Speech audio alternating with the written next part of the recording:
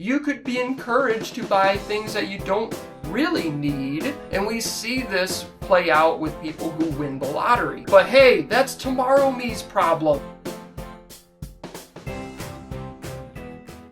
Hello, it's Kyle and welcome back to another video. I think this is episode 11 now, and here are the 3 topics that we're going to talk about for this particular podcast. The first one is what I learned in retail. So this past summer I worked at a store and learned some of the tips and tricks of the trade there.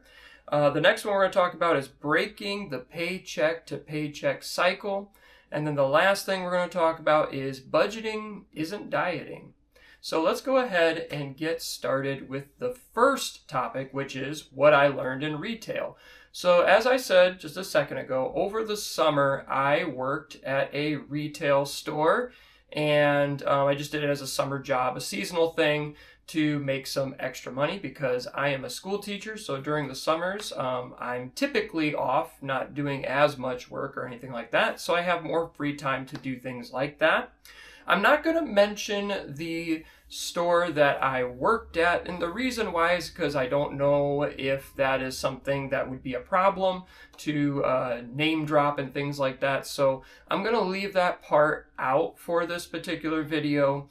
One thing that I can tell you is that it is a very large company and that it basically sells homeowner materials, I guess you could say, right? You go there to buy things for your house and stuff like that.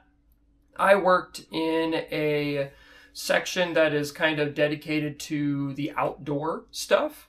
So different outdoor things, gardening and stuff like that. So that's just a little bit of background of what I was doing while I was at this retail place. But that's not really the primary focus. The focus I want to talk about is what real retail workers are trained to do, at least in this particular company, but I imagine it's standard practice across many different companies, the things I'm going to talk about today.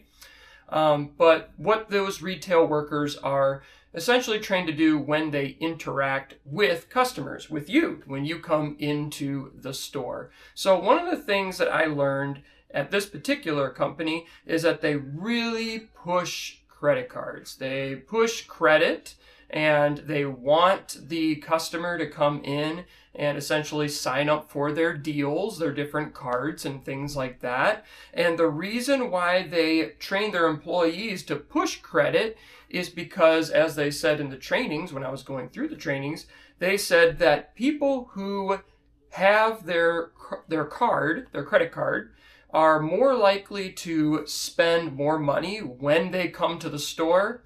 And interestingly enough, they're more often to come to the store in the first place. So essentially, if you can get the customer to get a credit card with the store, they are more likely to spend more money at the store in the long run and in the short term. And so they would often reward employees for getting customers signed up for the cards and also reward employees for getting customers to spend money with the credit cards. So that was a big part of the training. And in fact, they spent a lot of time talking about the rewards and things and also the ways to talk to customers to encourage them to do that. So if you find yourself being encouraged to sign up for a card, just know that probably the employee has been trained and taught to do that, and they may actually be getting a reward for doing that as well. So all you have to do is say no, and unfortunately, depending on the employee, you might have to say no multiple times. Depends on how big of a salesman they are. The next thing that I learned when I went through this training and spent time in retail over the summer is that they wanted us to tag items.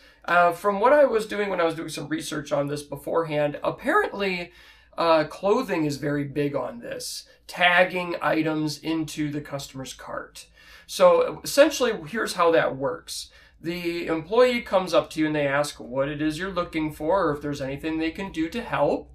And if you say, yeah, I'm looking for X, Y, and Z, well, first of all, they'll help you find that thing. But then, in addition to helping you find whatever it is that you're looking for, they will then make extra recommendations for other products that could go well with the product that you're looking for. So again, I was in like essentially a homeowner type of store. So if a homeowner came in looking for something, I would help them find it and then say, you know what, since you're doing plumbing, here's something else you could buy that could help you with your plumbing project.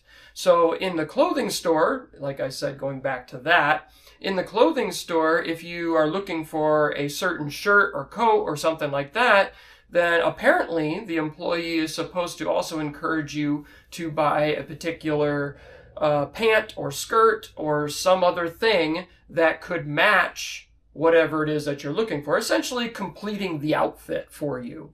And that's called tagging items to your cart.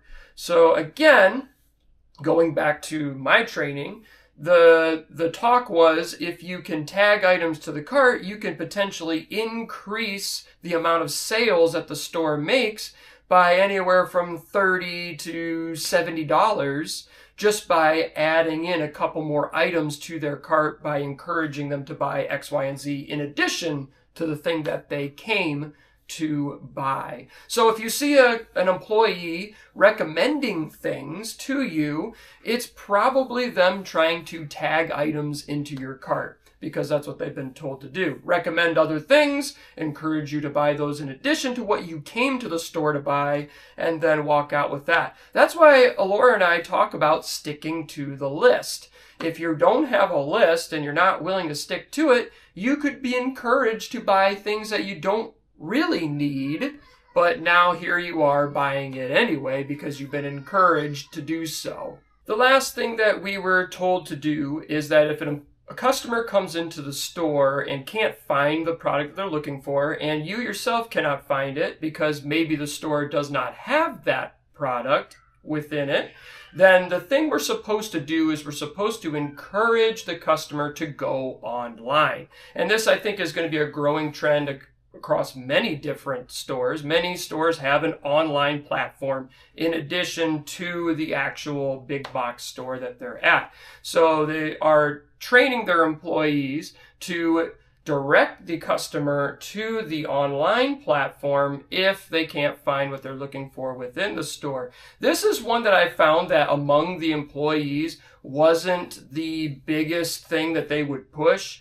Yes, maybe some of the earlier or newer employees like myself would encourage that because we simply had no other alternative. So we'd say, hey, I guess you could look online and maybe you can find what you're looking for there.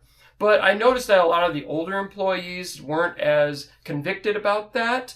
They would often recommend other stores that may have what they are looking for. So I found that to be interesting, that it's not the synonymous thing that the training always works with the employee. The employees sometimes are just trying to build those personal relationships and, try to get the customer the best deal that they can. So I want to kind of end it on that. Not every employee is trying to get you to spend a ton of money.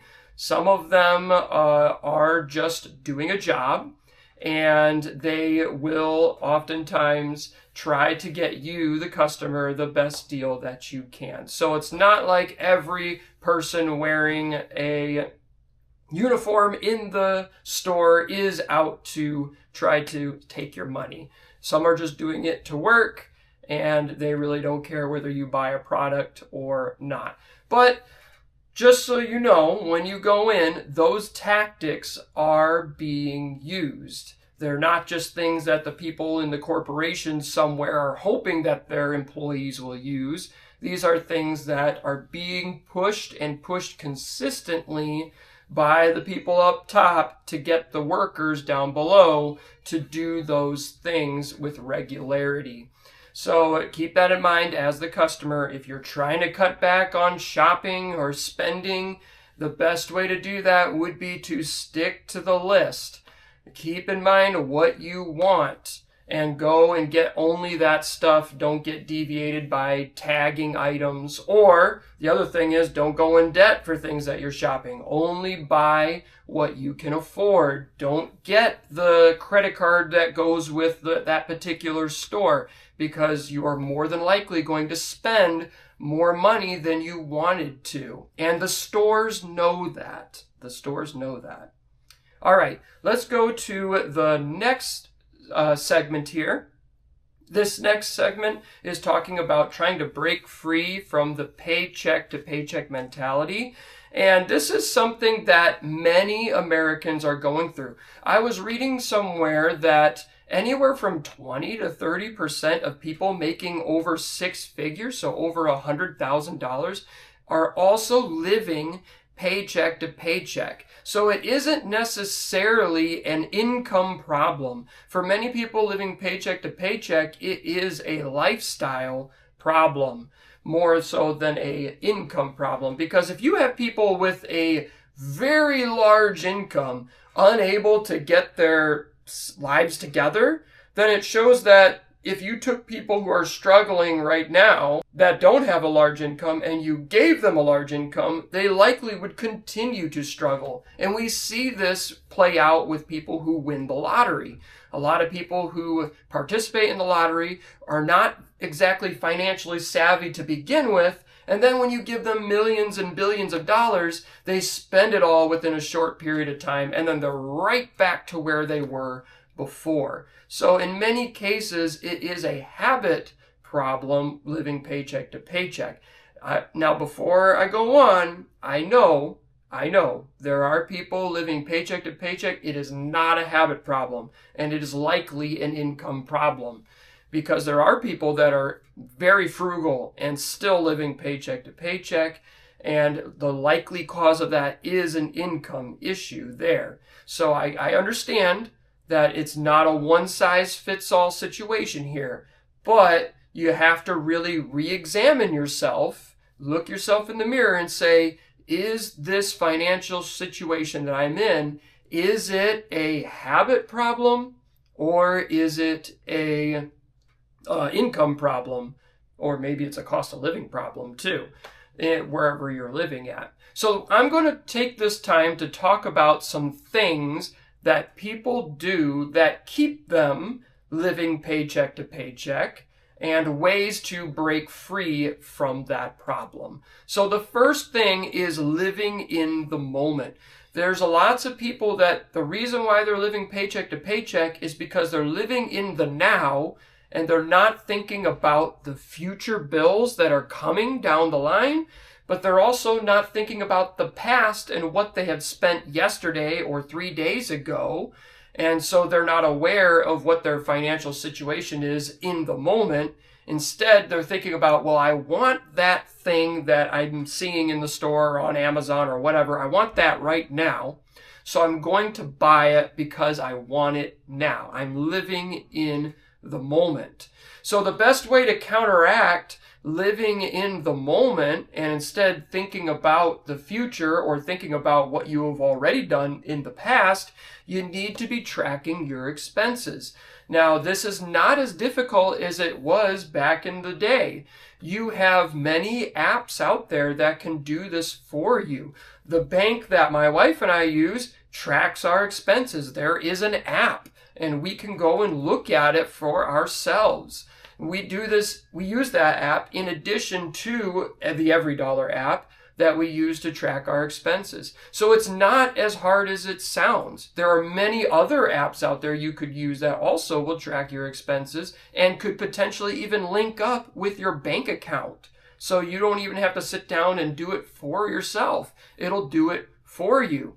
So you need to start tracking your expenses and pick a day. Any day in the week, any day that works for you, probably a day where you're chilling and not doing as much work. Pick a day and make that your tracking day. The day where you sit down and say, okay, how did we do this week, or how are we doing right now in this week, and what adjustments need to be made going forward. Because if you're tracking your expenses, you're less likely to get caught up in that living into the moment and then looking and saying, oh man, I have no money in my account and I have 3 days until my next paycheck. What am I going to do? How am I going to make this work? I guess I got to get the credit card out.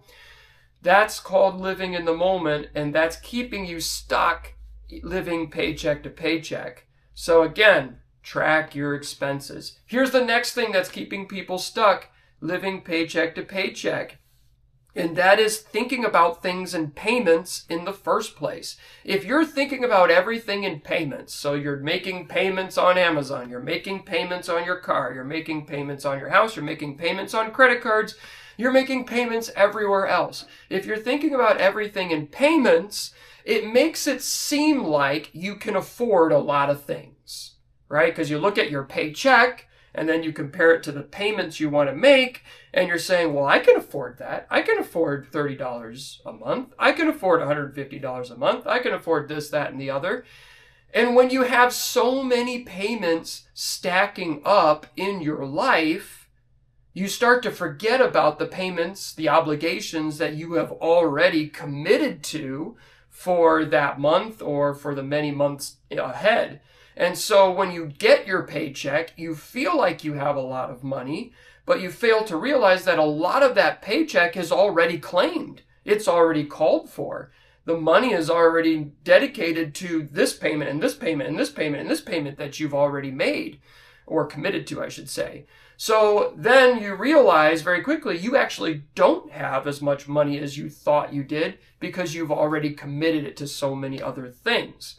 So we can't be thinking about things in payments because that's how we get caught with payments up to our eyeballs, as Dave Ramsey would say. And then we're living paycheck to paycheck because we're committed to all these payments. This is how people, there's a term, it's called being house poor. So this is how people get caught being house poor. They look at, say, a payment that they think they could make, a mortgage payment, and they say, well, here's what my paycheck is. Here's what the house payment would be. We can do that.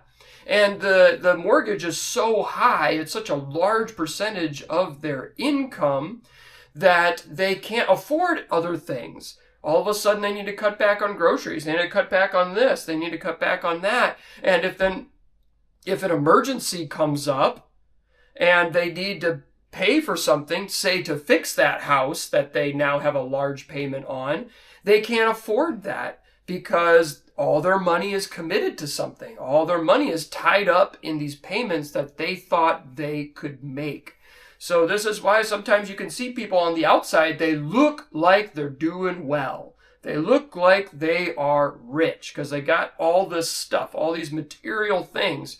But really, they're drowning in payments. And if you ask them for $20, they couldn't even give that to you because even though they're making a high income, all the money is claimed. All the money is already tied up. And so they have no discretionary funds to pay for anything else because it's all tied up. So you can't be thinking about your life in payments. Don't be doing that. You're eventually going to get surprised by how many payments you have committed to and then get stuck living paycheck to paycheck because of that. So how do we break free from thinking about things in payments? Well, what you got to do is you got to start thinking about saving. You got to start thinking about, if I want this thing, I need to create a sinking fund. I need to start saving a little every month so that I can afford that thing. Here's the beauty of saving versus payments. When you're saving for something versus making payments for something, if you have a bad month, you can cut back on the savings temporarily so that you can afford the other emergencies or things that you got to do, and then reinstitute the savings the next month. You can't do that necessarily with payments unless you want to pay late fees or have your credit score get hurt. So you can't, say, hey, I'm going to do an IOU. I need to skip this month for payments. That's not possible. You're going to get penalties for that. But you don't have that problem when you are saving. So if you have things that you want, you need to practice some patience and say, okay, I can't afford it now. I'm going to start saving now so that eventually I can get that thing. And that will protect you from getting caught up in this paycheck to paycheck cycle. Cut back on those payments. I'm not saying you got to have all the payments gone, although I think being debt-free is very good. But if you're not somebody who's cares that much about being debt free and you're okay with payments, then you just need to cut back on some of those payments. Don't commit so much of your money every single month to creditors where then you're not going to have anything for emergencies or other things that you want in life for that particular month. The next thing that's keeping people living paycheck to paycheck is not having a plan. There is a large number of people, anywhere from 40 to 50%, that are just not budgeting at all. They're not having a plan at all. And when you don't have a plan, that is how you get caught living in the moment, getting payments, all those things I previously talked about. And then you get caught up in this paycheck to paycheck cycle. Not having a plan is also how you look up one day 30 years from now and say, wow, I have no retirement. Wow, I don't own anything. Wow, what has happened to all the money that I've been making over these years? I've got nothing to show for it. That's what happens when you don't create a plan. So how do we get out of that problem? Well, we get out of that problem by budgeting, as I just mentioned a second ago. When you create a budget, that means you're creating a plan, which means you can then start to set up goals and accomplish bigger things in life, such as saving for retirement, getting out of debt, getting those nice things that you want without having to regret it later and pay for it in a higher amount and, like I said, regret it later. So create a budget. It doesn't have to be perfect. Even if it's 90% accurate, that's better than having no plan at all. So I know we've already started this month of January. Start thinking about February. Start thinking about how you're going to start setting up a budget for that, and then start sticking to that. I think you will see yourself find a lot more progress in your finances and find yourself getting a little bit more leeway, a little bit more freedom, and not living paycheck to paycheck.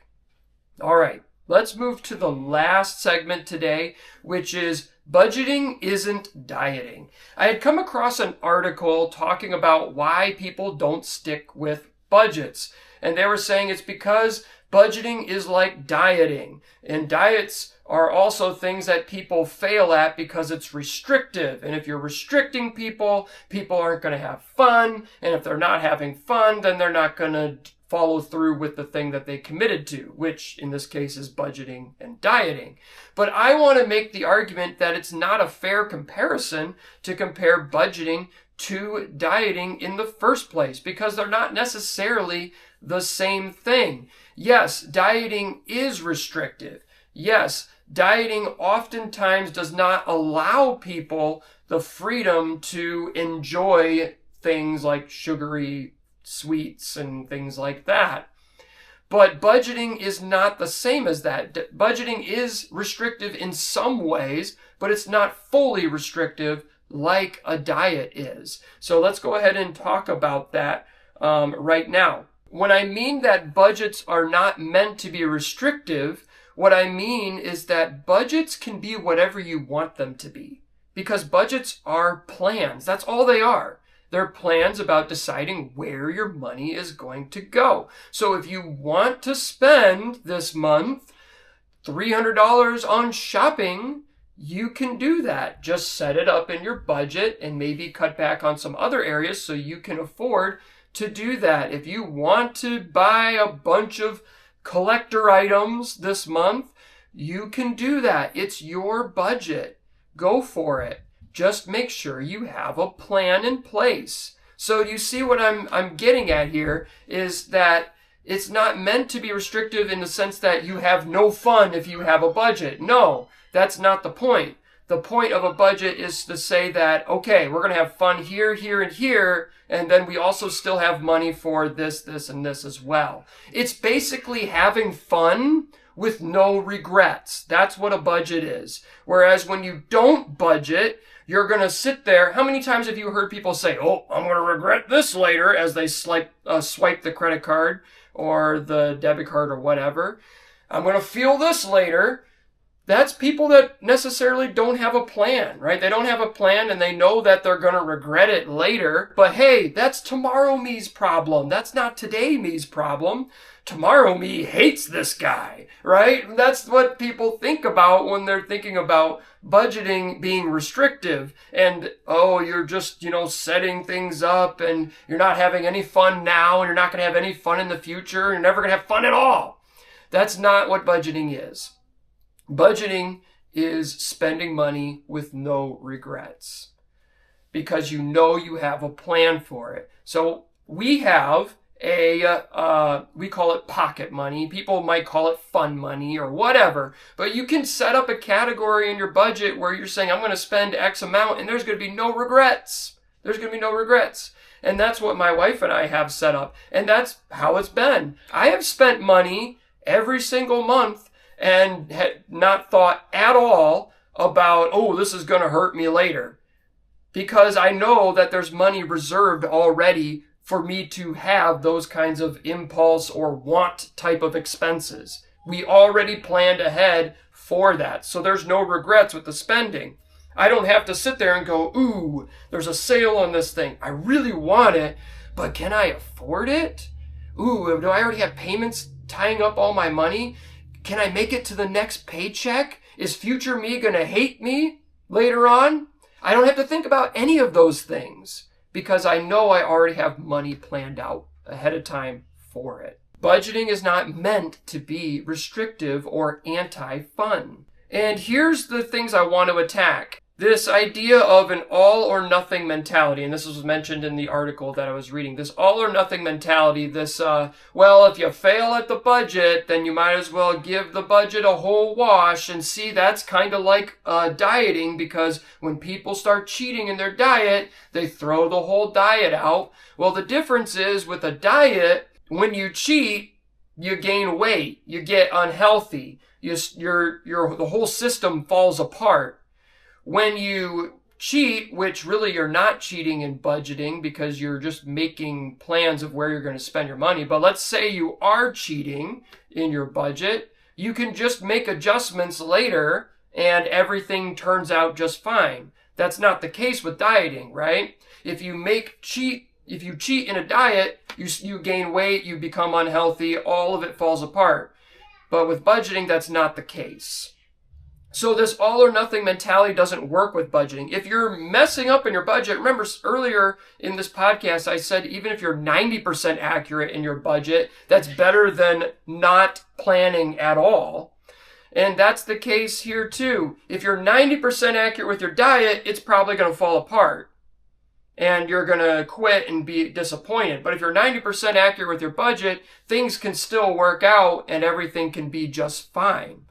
So if you're making mistakes, it's okay. You don't have to say, well, let's scrap this whole budgeting idea. I guess I'll go back to living paycheck to paycheck because that was awesome. The next thing I want to talk about is guilt, which kind of ties into the whole being okay with making mistakes. We all make mistakes. You're not going to be perfect in budgeting. My wife and I cannot predict the future. We set up a budget and we say, well, this is probably how we're going to spend it. And most of the time we're pretty accurate, especially since we've been budgeting for over a year at this point. We can get a pretty good idea of the rhythm of our spending and make our budget align with that. But even with all of that practice and familiarity with our spending, there are times where we do get off in how we are spending and it's a little inaccurate. But we aren't going to beat ourselves up about it because we always make sure there's a little extra money left over in our budget anyway to cover those situations. Like if we say, oh, for groceries, we're going to spend $400 this month, but we spend $450, we're not upset about that because usually we have money left over in our budget to cover those situations because we're not committing every dollar to every category. We leave a little bit extra just in case. So for us, we don't even think two thoughts about it. There's no guilt connected to it at all. We're okay with having a little over here or a little under there and everything like that. Restaurants is one that is popular for us that we go over at.